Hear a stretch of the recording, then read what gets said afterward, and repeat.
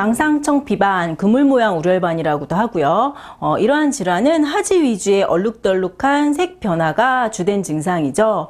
그리고 보통은 피부 색깔의 변화와 더불어 환부에 궤양이 생길 때 청피반성 혈관염 혹은 청피반성 혈관 장애라고 진단을 하는데요. 오늘은 이제 망상청피반, 청피반성 혈관염의 예후가 좋은 경우와 예후가 나쁜 경우에 대해서 이야기해 볼까 합니다. 예후가 좋은 경우 혹은 예후가 나쁜 경우. 첫 번째, 초발 연령이 어린 경우는 예후가 좋습니다. 보통 이 질환은 발목이나 무릎 주변의 얼룩덜룩한 색 변화로 시작을 하는데 아무래도 초반에는 자각 증상이었고 따뜻해지면 색이 또 없어지기 때문에 발병이 시작되고 나서 한참 지난 후에 치료에 임하는 경우가 종종 있죠. 초발 연령이 어리다는 이야기는 유병 기간이 짧다는 이야기이기도 하고, 즉 이제 발병한 지 얼마 안 되었기 때문에 치료가 예후가 좋을 수도 있습니다. 그것과 더불어 발병 기간하고는 무관하게요. 10대 환자는 치료나 호전율이 매우 좋은데 아무래도 이제 소아 청소년기는 인체의 대사 기능이나 재생 능력이 중장년층에 비해서 왕성하기 때문일 듯합니다. 망상청피반, 청피반성 혈관장애 예후 좋은 경우, 그렇지 못한 경우. 두 번째, 피부색이 분홍색에 가까울수록 예후는 좋고요. 환부가 이제 그물 모양이 청자색에 가까울수록 예후는 불량합니다. 그물 모양 색깔의 변화가 분홍색, 붉은색에 가까운 우열반일수록 호전도가 높고 회복률이 좋은데 반해 그리고 색의 변화와 더불어 그물 모양이 얇을수록 예후가 좋죠.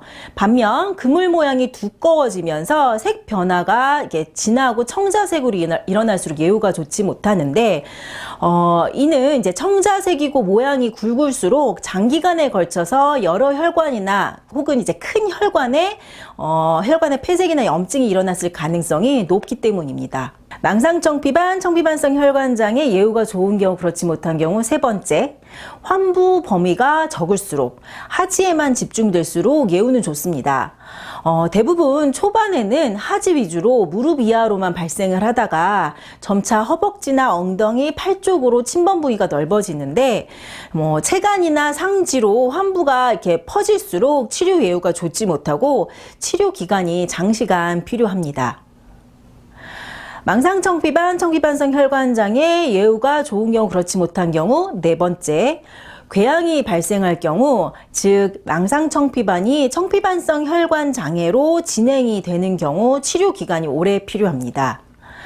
궤양이 발생하는 이유는요, 혈액순환이 장애가 일어나고 거기에 염증이나 혈관벽에 손상들이 일어나면 혈전 같은 물질들이 혈관의 폐색을 유도하기 때문입니다.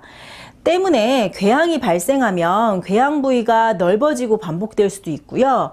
그리고 궤양은 반복되면서 개수가 늘어나면서 환부가 넓어지기 때문에 만약 처음 궤양을 발견하셨다면 더욱더 적극적인 치료가 필요합니다.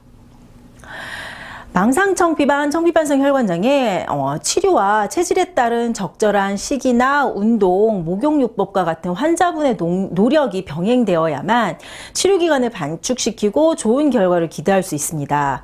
반면 오랜 기간 앉아 있거나 운전을 오래 하거나 혹은 이제 그런 생활로 이렇게 하지의 혈관에 부담을 주는 이렇게 생활을 자주 하시는 분들, 그 다음에 목욕이나 반신욕 같은 것을 병행하지 않으면서 흡연이나 음주를 하실 경우 치료 효과를 좋게 기대할 수 없습니다. 망상청피반, 청피반성 혈관장애 치료도 물론 중요하고요. 환자분의 노력이 반드시 필요한 질환입니다.